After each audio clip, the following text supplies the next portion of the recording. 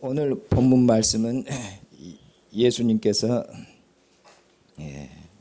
마귀의 시험을 이기시고 승리하신 그런 장면입니다. 오늘 본문 말씀에 도입부는 4장 1절이고 그리고 결론은 4장 끝부분에 있습니다. 4장 11절이 그처럼 끝맺는 말씀 결론이 되겠습니다. 시작한 말씀은 예수님께서 성령에 이끌려서 그렇게 해서 마귀에게 시험을 받으러 광야에 나가신 광야로 가신 그것이 본문 말씀의 시작이고 도입부입니다. 그리고 그 가운데 있는 내용은 예수님께서 마귀에게 시험을 받으신 그 내용 3가지가 나타나 있습니다. 그리고 마지막 끝부분 11절의 결론인데 예수님께서 마귀의 시험을 이기셨습니다. 그래서 11절에 마귀는 예수를 떠나가고 그리고 천사들인 마귀를 이기신 예수님을 그처럼 수종들었다고 그렇게 결론적으로 말씀하고 있습니다. 자, 그러면은 이제 도입 부분 1절을 보십시다. 예수님께서 마귀에게 그전에 시험을 받으러 가셨는데 언제 가셨는지 어디로 가셨는지 그리고 어떤 상태로 가셨는지 그것을 1절에서 말씀하고 있습니다. 예수님께서 마귀에게 시험을 받으러 가셨는데 그때 그렇게 말씀하겠습니다. 이 그때에는 바로 3장 끝부분에 있는 예수님께서 하나님의 아들로 임명되셨을 때 바로 그때를 두고 하는 말씀입니다. 예수님께서 세례 요한에게 세례를 받으시고 올라오셨을 때 하늘이 열리고 그리고 성령이 비둘기 같은 형상으로 예수님 위에 강림하셨고 그리고 하나님의 음성이 들리기를 이는 나의 사랑하는 아들이요 내가 기뻐하는 나의 종이라고 그렇게 말씀하셨습니다. 사랑하는 아들이라는 것은 구약 배경 이스라엘의 다윗 후손 왕들이 그 이스라엘 왕으로 취임할 때 그 대관식 장면 때 불러졌던 노래가 시편 2편인데 바로 그 시편 2편을 배경으로 하고 있습니다.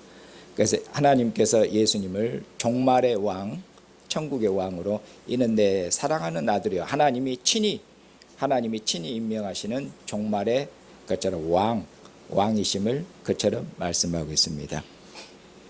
이렇게 예수님께서 마귀에게 시험을 받으러 가셨는데 예수님이 단순히 한 개인으로 예수님께서 단지 한 사람으로 시험을 받으러 가신 것이 아니라 예수님께서 하나님으로부터 임명된 하나님 나라의 왕으로서 종말의 왕으로서 그처럼 사단에게 시험을 받으러 그처럼 가셨다고 그렇게 말씀하고 있는 것입니다.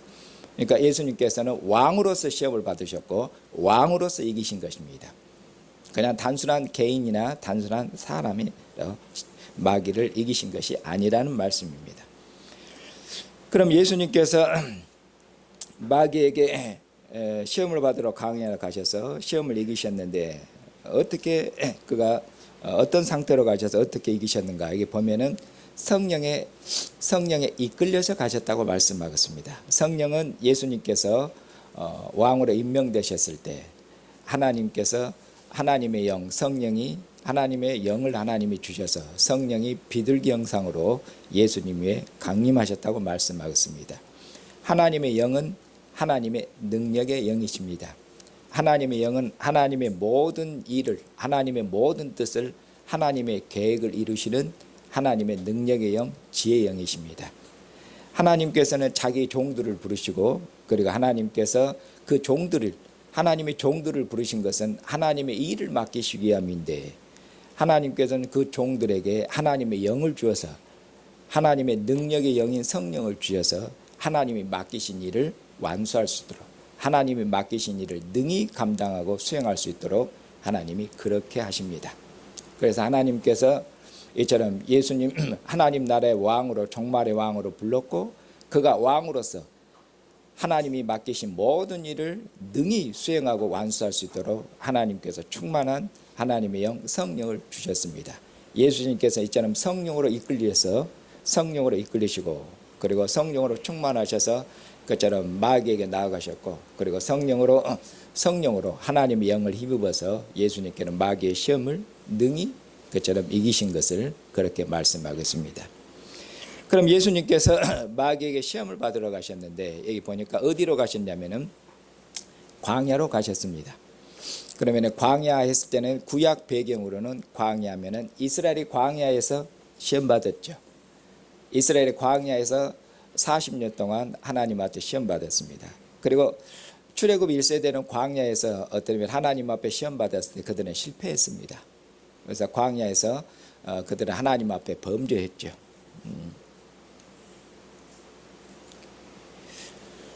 그리고 여기 보면은 그런 의미로 광야는 이스라엘이 시험 받았을 때 실패한 그런 장소입니다.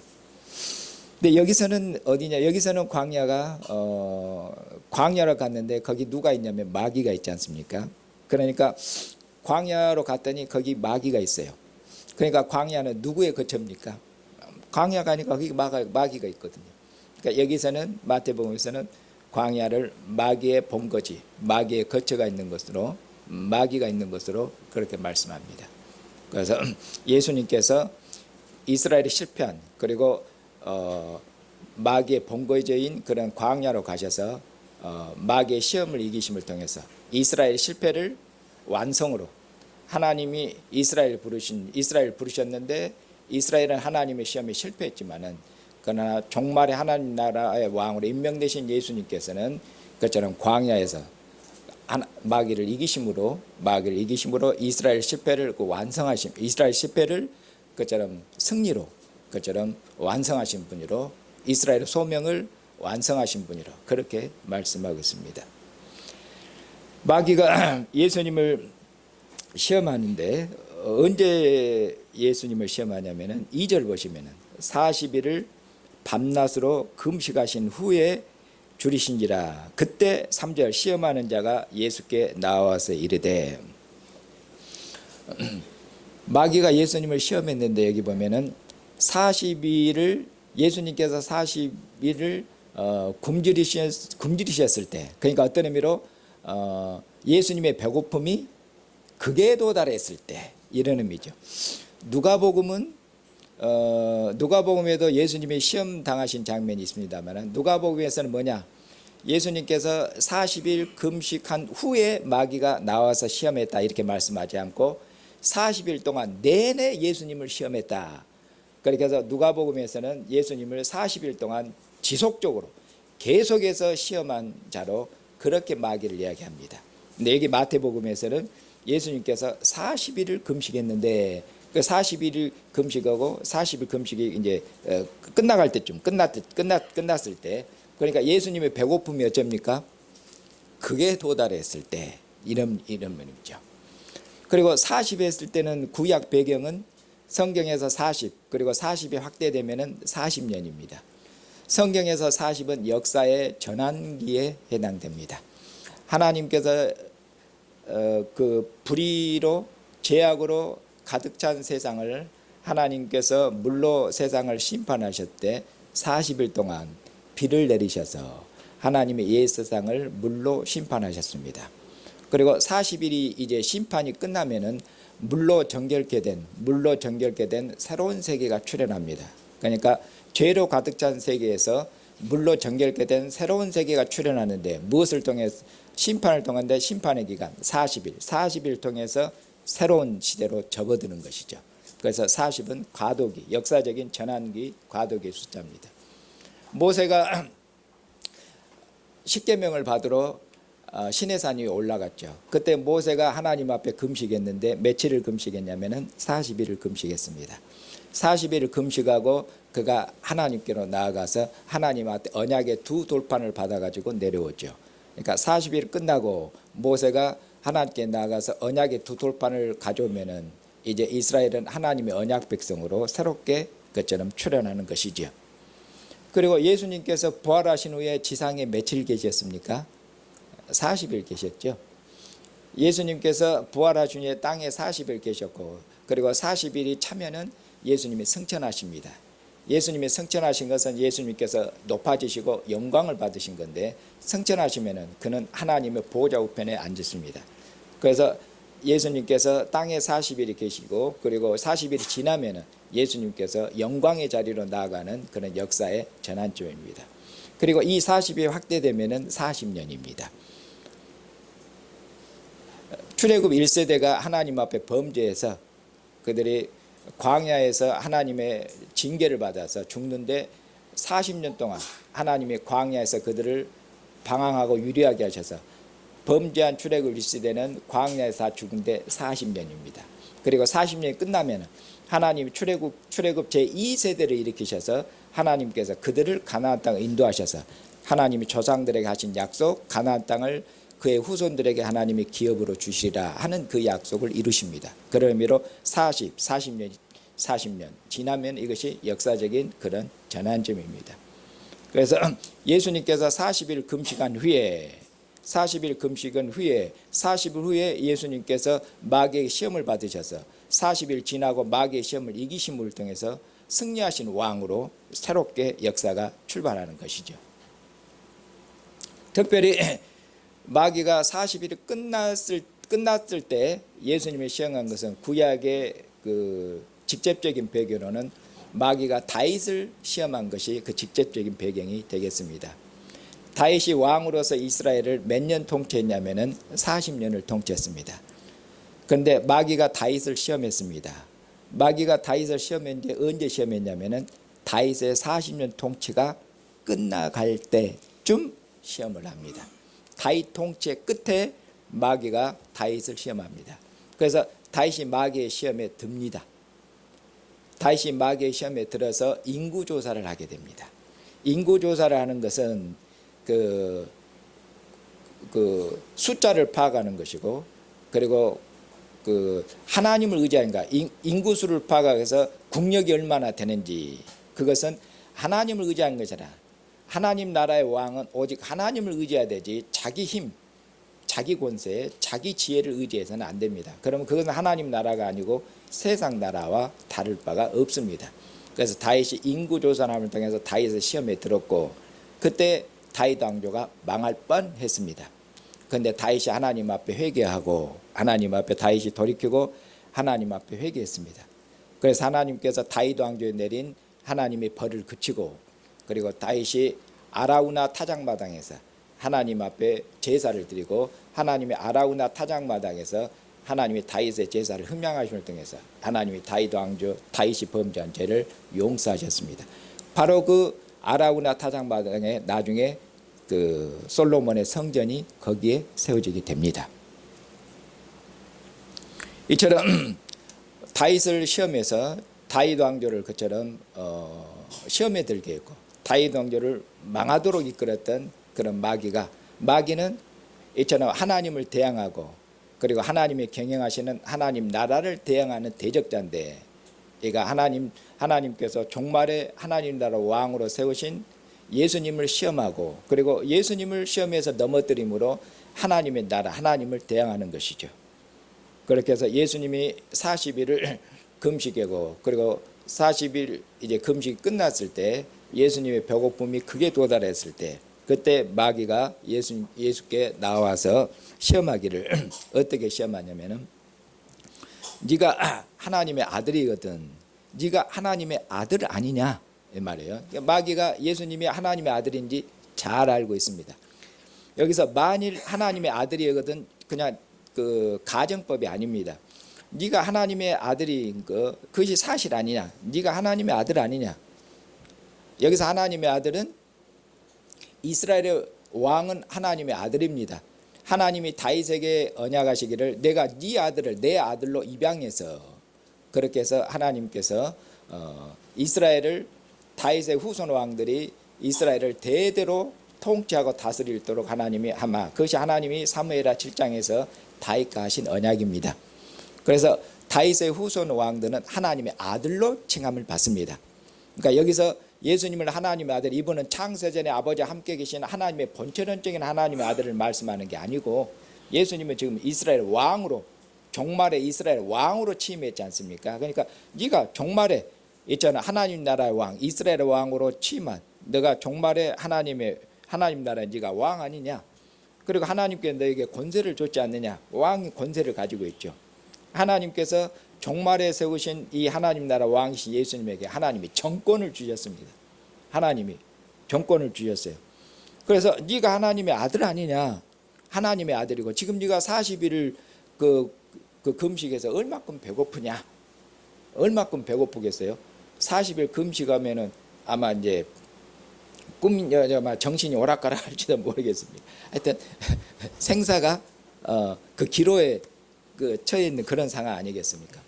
그랬을 때 마귀가 시험하기를, 야, 하나님이 너에게 주신 권세를 이용해서, 너에게 권세가 있지 않느냐? 하나님이 너에게 권세를 줬느냐? 그 권세를 사용해서 너의 문제를, 지금 네가 배고파져서 죽을 지경에 처해 있느냐? 일단 살고 봐야지. 그리고 나서 하나님이 일도 하는 것이고 배고픔도 해결해야지. 그럴 거 아니냐? 그래서 하나님이 주신 권세로 너의 배고픔을 해결해라. 돌이 떡이 되게 해라. 돌이 떡에 대한 권세를 너가 가지고 있지 않느냐? 하나님이 너에게 그 권세를 줬지 않느냐? 그 권세를 너를 위해서 사용하라, 그 말입니다. 너의 배고픔을 위해서, 너의 문제를 해결하기 위해서 하라, 그 말이에요. 이것은 마귀가 하나님의 나라를 세상 나라로 바꾸는 것과 그렇게 유도하는 것과 똑같습니다. 하나님의 나라는 전적으로 하나님을 의지하는 왕이고, 하나님 나라의 왕은 하나님께서 그 왕에게 하나님의 권세를 주셨는데, 하나님이 주신 권세는 하나님 나라 왕은 하나님의 대리 통치자입니다. 그는 하나님의 뜻을 따라서 하나님을 위해서 그 권세를 사용해야 되지, 만약 하나님이 주신 그 권세를 자기를 위해서 사용하면 그것은 하나님의 나라가 아니라 자기 나라입니다. 그건 자기 나라, 세상 나라, 그 세상은 곧 마귀의 나라가 되는 것이죠. 마귀의 나라. 그 예수님께서는 그래서 단호하게 거절하셨습니다. 그는 이 모든 배고픔에도, 왜냐하면 그것은 마귀가 자기의 하나님이 주는 권세를 사용해서 너의 나라로, 하나님의 나라가 아니라 너의 나라로 만들라고 그랬는데 예수님은 거절하셨죠. 어떻게 거기에 응답하셨냐면은 신명기 8장 3절에 있는 말씀을 인용하시면서 마귀에게 응답하시고 마귀의 시험에 응전하시는 것이죠.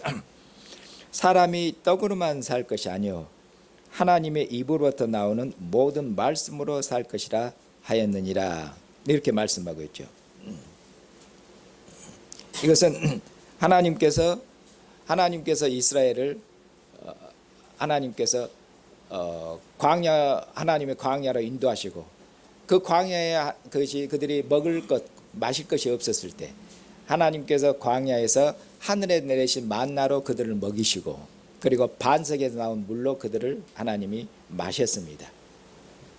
그리고 40년 동안 광야를 통과하면서도 그들의 의복이 헤어지지를 않았고, 그들에게 필요한 어떻게 보면 생필품들이 떨어지지 아니했습니다. 하나님께서 40년 동안 이렇게 하늘의 만나로 반석에 나온 물로 너희를 먹이신, 이건 하나님의 목적이 무엇이냐? 그것이 신명기 8장에서 교훈하고자 하는 말씀입니다. 하나님께서 하늘에서 내린 것으로 너희들이 식량이 없는 광야를 통과할 때 하나님이 너희를 친히 먹였지 않느냐? 하나님이 친히 너희를 생명의 물을 주셨지 않느냐? 그렇게 해서 너희로 하여금 사람이 떡으로만 사는 것이 아니라 생명의 주인, 생명은 누구에게 달렸다? 하나님께 달린 줄 알고, 너희들이 있잖아, 사람이 떡으로만 사는 것이 아니라 하나님의 말씀, 하나님을 의지하게 하려고, 하나님을 의지하고 하나님을 의뢰하는 그저 살려고, 너희들의 믿음을 연단하기 위해서 그처럼 하나님께서 너희를 광야로 그처럼 인도하신 것이 아니냐. 그 신명기 8장에 있는 그런 교훈입니다. 그 말씀을 예수님이 인용하고 계신 것이에요.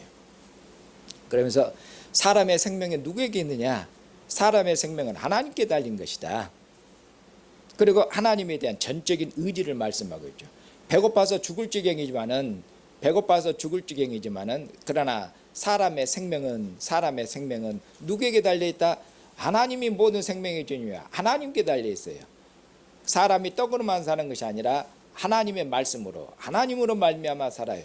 그렇게 예수님은 전적으로 신명기 말씀을 인용하면서 하나님을 의지했습니다. 생명이 하나님께 있지 않느냐, 그렇게 말씀해요. 그렇게 그렇게 하나님을 의뢰하는 믿음으로 마귀의 첫 번째 시험을 이겼습니다. 그러니까 마귀가 그 다음 이제 두 번째 시험은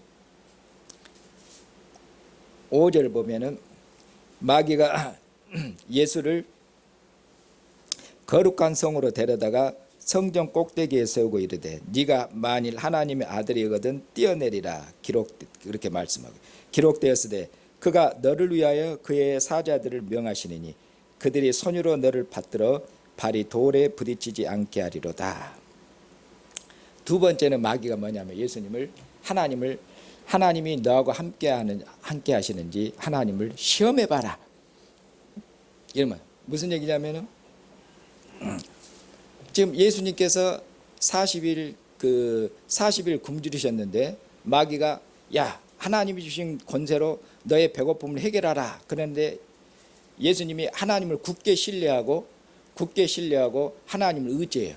그러니까 마귀가 그 다음 시험이 그러면은 자, 예수님이 하나님을 굳게 신뢰하고 있고 흔들리지를 않고 있어요. 그러니까 마귀가 높은 이제 성전 꼭대기로 들어가서 자, 지금 네가 40일 예수님은 여전히 지금 여전히 배고픔이 해결되고 있지를 않고 있습니다. 40일 금식하고 나 마귀의 시험을 첫 번째 시험에 이기고 나서 그다음 예수님이 배가 부르거나 그건 없어요. 여전히 배고픈 가운데 있어요. 여전히 배고픈 가운데 있고 하나님을 굳게 신뢰하고 있어요.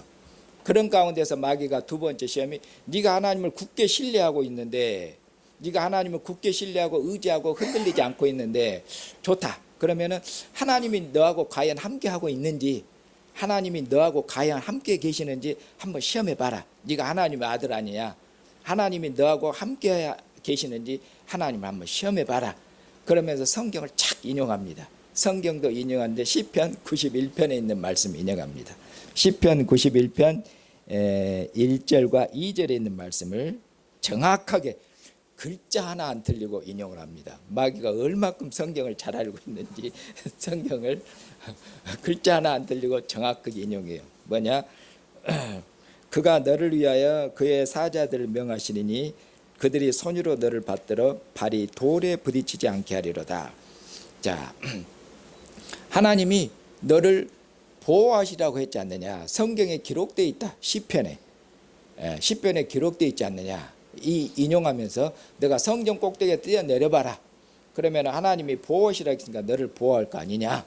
이렇게 예수님을 두 번째 시험하고 있죠. 그런데 마귀가 시편 91편에 있는 말씀을 인용하고 있는데 문자 그대로 정확하게 인용하고 있는데 뭐냐. 문제는 근데 문맥하고는 정반대로 인용을 하고 있습니다. 글자는 그대로 인용하고 있는데 시편 91편에서 말씀하고자 하는 그 문맥, 그 맥락에서 말씀하고자 하는 저자의 의도는 전혀 달라요. 저자의 의도하고는 거꾸로 바꾸어서 인용하고 있어요. 이것이 아주 강조한 점입니다. 그러니까 성경을 인용할 때 성경을 마귀가 인용하고 있는데 문맥에 맞게 인용한 것이 아니라 마귀가 자기의 목적에 맞게 자기의 의도에 맞게 자기의 목적에 맞게 성경을 끌어다가 인용하고 있는 것입니다. 이것이 얼마큼 두려운 일입니까? 하나님의 거룩한 말씀을 자기의 의도를 위해서 자기의 목적 달성을 위해서 인용하고 있는 것이에요. 그리고는 문맥을 떠나서 그리고는 하나님 말씀 1.1에 틀림없이 인용했다고 그렇게 유혹하고 있는 것이에요. 시편 91편의 이 문맥은 뭐냐면은 시편 기자가 여호와 하나님을 나의 피난처로 삼으리라. 여호와 하나님은 나의 요새시다. 그래서 내가 아무리 어려운 일을 당하고 그리고 세상에서 재앙을 당할지라도 전염병들이 행행할지라도 여호와는 나의 피난처시다. 여호와는 나의 요새시다. 그러니까 재앙이 닥치고 어려운 일이 닥치고 전염병을 이런 것들이 행할지라도 여호와가 나의 피난처게 돼. 나는 여호와께 피하고 여호와를 굳게 신뢰하고 여호와께 피하고 여호와를 신뢰하고 의지하고 여호와를 믿으리라. 이런 말씀이에요. 시험하리라는 말씀이 아니라 아무리 힘들고 어려울지라도 여호와를 굳게 신뢰하고 의지하리라는 그의 믿음을 말씀하고 있어요. 그런데 마귀는 자, 뛰어내려라. 하나님이 너의 발을 사자들 보내서 너의 발을 네 몸이 상하지 않도록 하나님이 그처럼 지켜주리라고 말씀했지 않느냐. 그러니 하나님을 시험해봐라고 했죠.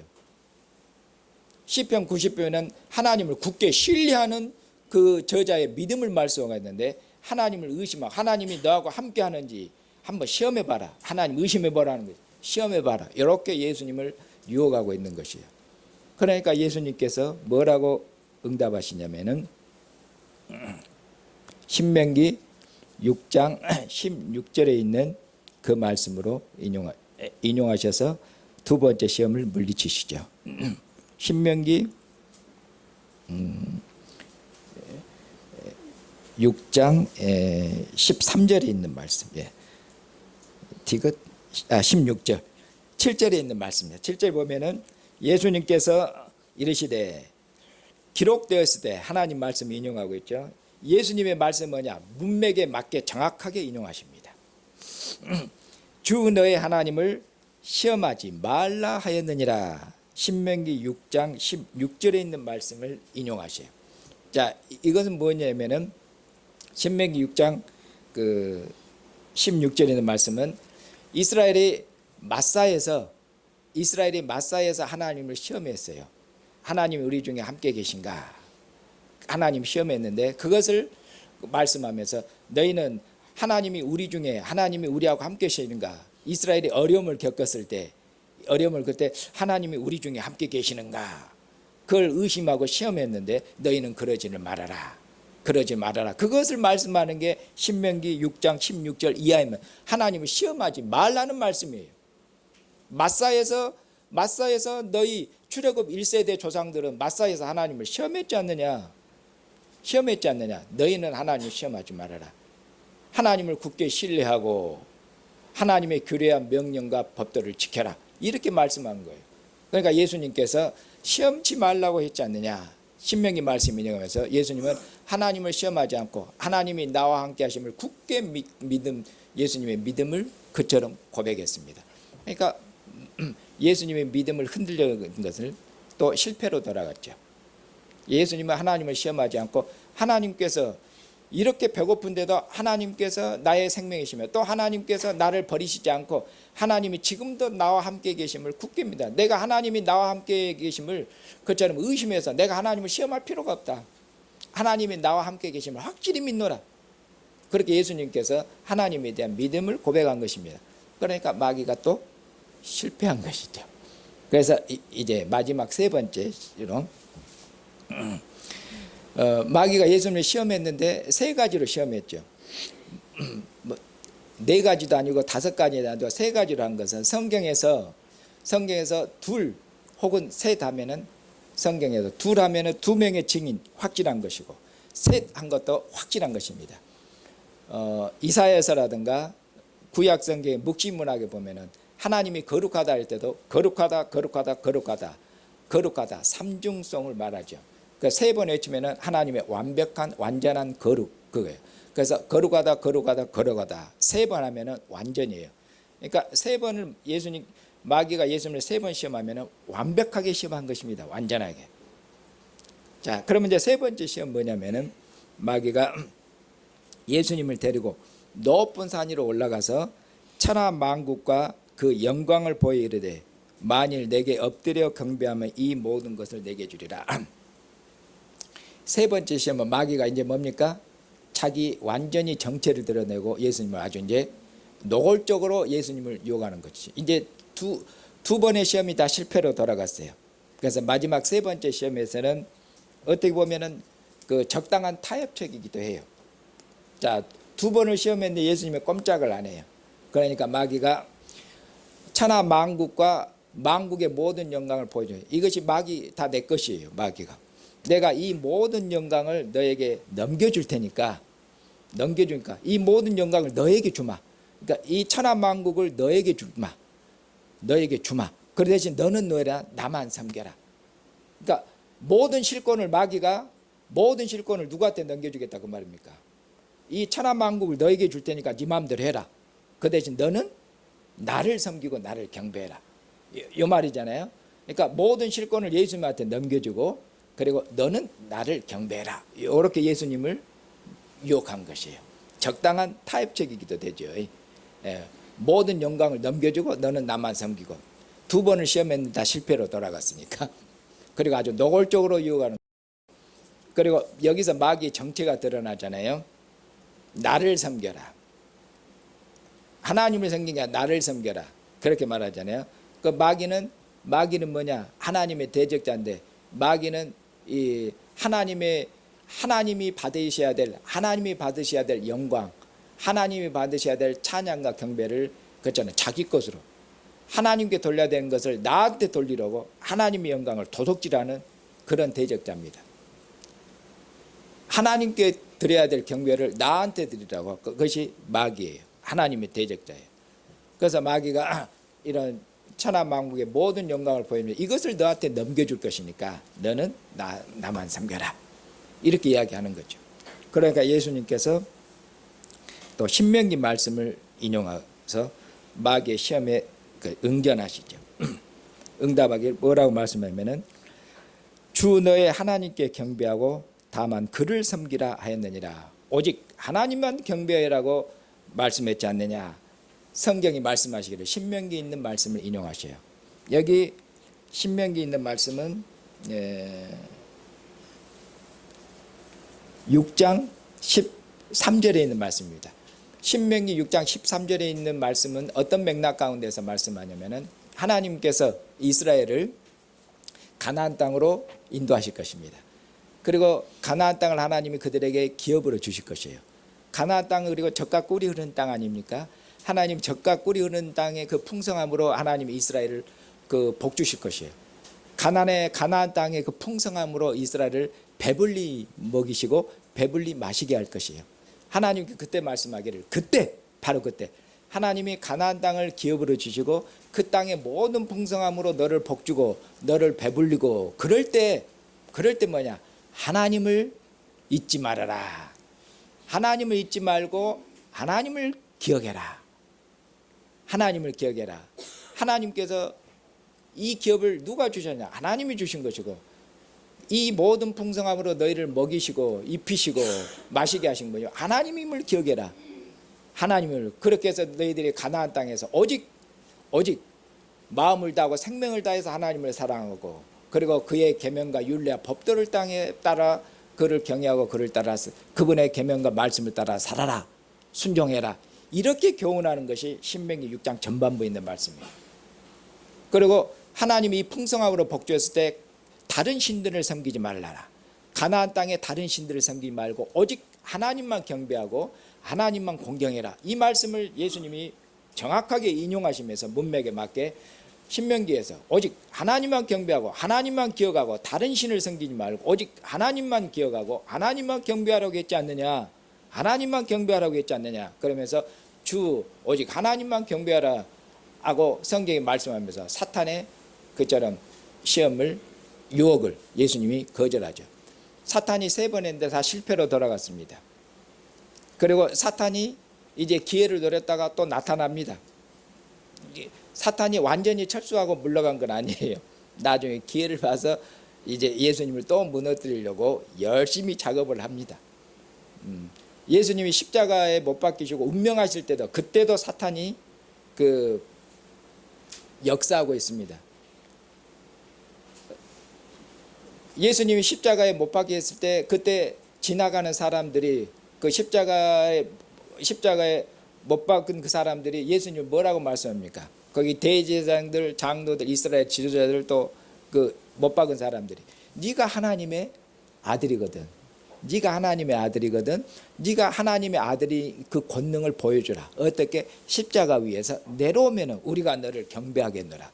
이 말씀하고 네가 하나님의 아들이거든. 돌이 떡이 되게 하라 말은 어쩝니까? 그러니까 예수님을 십자가에 못 박고 그 앞에서 조롱하고 있는 자들이 마귀의 목소리하고 똑같습니다. 그들은 완전히 마귀에게 사로잡힌 자들인 거 그냥. 그러니까 마귀가 십자가에 예수님을 못 박고 예수님이 죽어가는 그 순간에서도 마귀는 예수님을 시험하고 넘어뜨리려고 끝까지 공격을 가하고 있는 것이에요. 마지막까지 유혹하고 마지막까지 예수님을 넘어뜨리려고 그렇게 포기하지 않고 끝까지 예수님을 그처럼 미워하고 하나님을 대항하는 자입니다. 그렇게 말씀합니다. 마태복음. 예수님은 마귀의 시험을 이기셨습니다. 그리고 마귀의 완전한 시험에 대한 승리는 십자가겠죠. 십자가에서 모든 조롱과 십자가 위에서 내려오라는 그 마귀의 마지막 최후의 유혹, 마귀의 그것이 최후의 유혹입니다. 마귀의 최후의 유혹, 마귀의 최후의 시험을 예수님께서는 그처럼 그가 십자가에서 내려오면은 그런 시험에 드는 것이에요. 그렇게 하나님의 나라는 세워지는 게 아니거든요. 고난을 통해서 하나님의 나라는 세우는 거야. 아들의 십자가의 죽으심을 통해서 하나님의 나라는 세워지는 거예요. 그래서 예수님께 십자가에서 조롱받으시고 참으시고 십자가의 죽으심을 통해서 마귀의 모든 시험을 이기시고 승리하는 거예요. 예수님의 승리는 십자가에서 죽으심을 통해서 그의 승리가 온전케 되는 것이죠. 이처럼 예수님께서 마귀의 세 가지 시험을 물리쳤습니다. 마귀가 그처럼 실패했죠. 그래서 마귀는 떠나갔습니다. 그리고 승리한 예수님을 천사들이 수종들었다고 마지막 그 마귀의 시험을 끝맺는 이야기를 그렇게 장제하죠. 예수님이 승리했고 승리한 예수님을 천사들이 수종들었다고 그렇게 말씀하겠습니다. 사랑하는 형제 자매님, 예수님은 참으로 하나님의 아들이시고 이분은 정말 하나님 나라의 왕으로 임명되신 분인데 이분은 하나님으로부터 정권을 부여받은 권세인 분입니다. 이분은 어떤 분입니까? 죽은 자를 살리시는 분이시며 문득병을 고치시는 분이시고 소경의 눈을 뜨게 하신 분이며 죽은 자를 손을 잡고 일으키시는 그런 권세 있는 분입니다. 그리고 이분은 주님께서 제자들에게 말씀하시기를 제자들에게 예수님께서 힘없이 잡히시니까 제자들이 예수님이 힘이 없어서 마지막 때 그 대제사장과 그 장로들의 하인들이 종들이 예수님을 잡으러 왔을 때 예수님이 그냥 순순히 잡히시거든요. 예수님이 힘이 없어서 그 제자들에게 잡힌 줄 아냐 그렇게 말씀한 게 내가 지금이라도 내가 천사들의 군대를 부를 수 있는 그런 권세가 없는 줄 아느냐. 제자들에게 예수님이 자기 권세를 말씀하셔. 내가 천사들의 군대를 부를 수 있는데 뭐냐. 여기서도 천사들의 군대인데 거기 보면은 12군단입니다. 군단. 그러면 이 12군단이 천사들 그 수로 계산하면 뭐냐면 수억입니다. 수억. 천사 몇 명 부르는 게 아니고 예수님께서 수억의 그 천사들의 군대를 내가 지금이라도 동원할 수 있는 그런 권세를 가지고 있는 것이 나다. 그런데 예수님께서 그 권세를 자기를 위해서 사용하고 계시를 않습니다. 예수님은 참으로 이처럼 권세 있는 분이셔요. 권세 있는 분이셔요. 그런데도 그분은 어쩝니까? 그분은 하나님이 주는 권세를 자기를 위해서 사용하지 않고 하나님의 뜻을 이루는 위해서 아버지의 뜻은 고난의 잔 십자가의 길을 통과해야 하는 것이에요. 아들의 죽으심을 통해서 죄를 끝내고 그리고 아들을 죽은 자 가운데 살리셔서 이제는 새로운 생명이 왕노라는 죄와 죽음이 제거된 생명과 의가 왕노라는 새로운 그처럼 나라 새로운 세계 그것을 그처럼 여시는 그것이 하나님의 뜻이에요. 아들은 아버지의 모든 뜻을 이루기 위해서 이처럼 아버지께서 아들의 주신 권세를 자기의 어려움을 해결하기 위해서 사용한 것이 아니라 그는 고난의 잔 죽음의 잔 아버지의 뜻을 이루기 위해서 그것을 기쁘게 걸으셨고 그는 죽음에 이르도록까지 십자가의 죽음에 이르도록까지 그는 아버지의 뜻에 순종하셨습니다. 그는 십자가에 달리셨으므로 네가 하나님의 아들이면은 네 자신부터 구원해야 될 거 아니냐. 네가 하나님의 아들이면은 십자가에서 내려와야 될 거 아니냐. 너의 권능을 보여주라. 하나님의 아들이면은 너의 권세를 보여주라. 그렇게 예수님을 모독하고 멸시하고 조롱하고 고개를 흔들면서 혀를 내밀고 삐쩍삐쩍하면서 너 같은 것이 하나님의 아들이냐.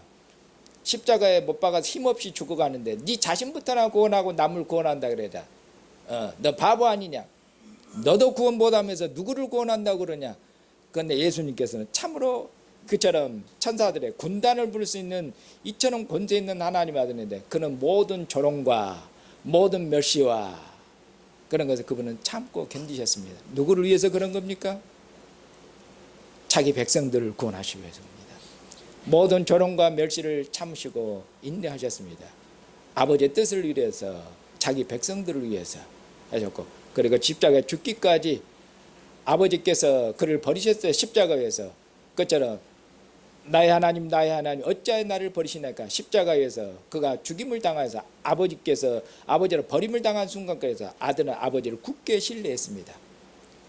아버지께서 아들을 죽은 자 가운데 살리시고 그리고 그를 하나님 보좌 우편에 앉으신 영광 하나님께서 주실 아버지께서 그를 다시 살리시고 하나님 보좌 우편에 앉으신 그런 영광을 주실 하나님이 주실 영광을 바라보고 그는 십자가에서 그처럼 죽임을 당한 저주받는 죽임을 당할지라도 그는 하나님을 굳게 신뢰했습니다. 흔들리지 아니했습니다. 십자가에 죽기까지 순종하고 십자가에 죽기까지 하나님을 굳게 신뢰한 이 아들을 하나님께서 죽은 자 가운데 살리셨습니다. 그리고 하나님께서 이 아들을 영광스럽게 하셨습니다. 하나님 보좌 우편에 앉히셨습니다. 하늘과 땅의 모든 권세를 주셨습니다. 지옥의 권세도 주셨습니다. 음부와 사망의 열쇠를 하나님께서 아들에게 주셨습니다.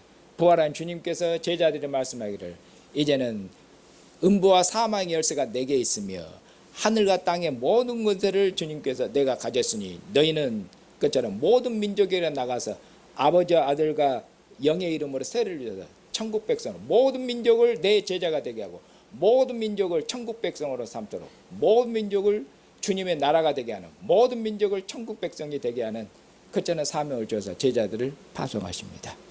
사랑하는 형제 자매님, 이처럼 이제 하나님께서 아들을 통해서 천국 곧 교회를 세우시고 하나님께서 이제 교회를 통해서 하나님께서 천하 만민을 천국 백성으로 구원하신 일을 하나님이 진행하십니다. 이제 마귀는 예수님을 대적하고 예수님을 넘어뜨리는 일에 실패했습니다. 그러면 마귀는 뭐 하겠습니까? 요한 계시록을 보면은 마귀가 예수님을 유혹하는 데 실패했습니다. 마귀가 그처럼 예수님과의 싸움에서 졌습니다. 그래서 마귀는 그처럼 그 하늘에서 내어 쫓겼다고 말씀합니다. 그래 하늘에서 그의 영광의 자리를 입고 내어 쫓겼고 그 땅으로 내려왔습니다. 그리고 코를 씩씩 불고 성질나서 내려와서 여자의 남은 후손 곧 교회를 핍박하려고 모래 바닥 끝에 섰다고 말씀합니다. 거기서 자기 부하들을 불러내서 이제 교회를 시험하고 교회를 대항합니다.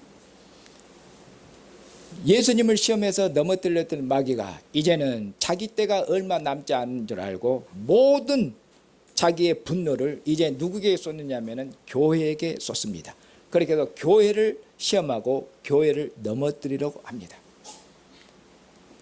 사랑하는 형제자매님, 그러나 마귀가 이처럼 분내고 성질내서 교회를 넘어뜨리려고 할지라도 교회는 두려워하거나 염려할 필요가 없습니다. 왜냐하면 마태복음 끝에서 주님께서 말씀하실 하늘과 땅의 모든 권세를 가진 주님께서 보라 세상 끝날까지 내가 교회와 세상 끝날까지 교회와 함께하리라. 하늘과 땅의 모든 권세를 가진 주님, 마귀의 권세를 이기신 마귀의 시험을 이기신 주님, 영광의 주님, 하나님 보좌 우편에 앉으신 그 권세 있는 주님께서 교회에 함께 하시고 그분이 교회에 함께 있기 때문에 그 어떤 권세가 교회를 넘어뜨리고 무너뜨리시겠다.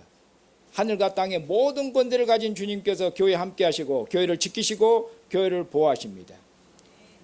이 주님을 교회가 굳게 신뢰하고 이 주님을 굳게 의뢰하면 교회는 결단코 마귀의 시험에 들지 않고 교회는 결단코 넘어지지 않을 것입니다. 영광의 주님께서 그의 영으로 교회와 세상 끝날까지 함께 하심을 굳게 믿고 교회에게 시험이 없는 것이 아니라 교회가 이런저런 많은 시험을 당하고 이런저런 많은 어려움을 겪고 이런저런 많은 그런 일들을 겪을지라도